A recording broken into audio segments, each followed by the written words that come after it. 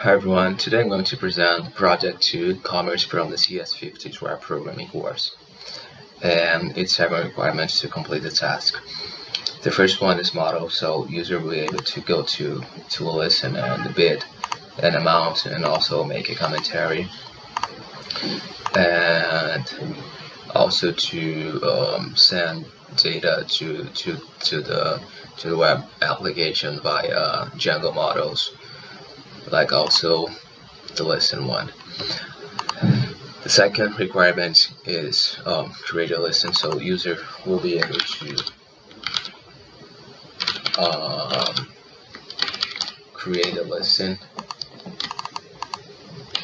and provide a title, a starting price, condition, a description, and also an image URL that will be shown on the web page.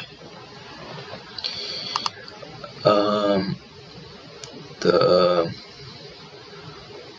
third requirement is active listens page. So if the user goes to the main route of the web application, they'll be provided with all the listens that are active on the web page. And in case the user is logged in, they'll be able to bid on the auction. So if the value is lower than the current price, the user will be provided with an error message.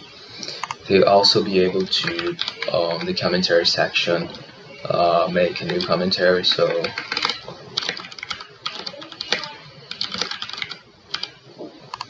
and this commentary will be shown on the page.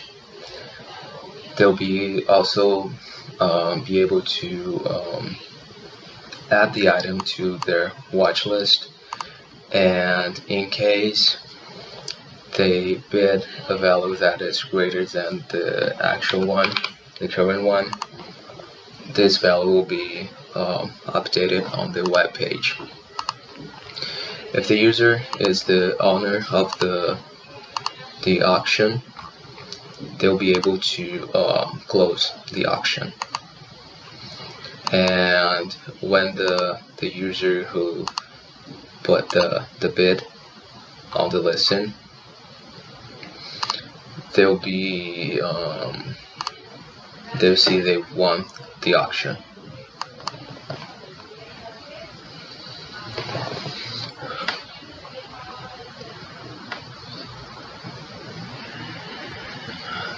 The fifth requirement is watchlist. So when the user is logged in on the page, they'll be able to see all the items they put to their watch list.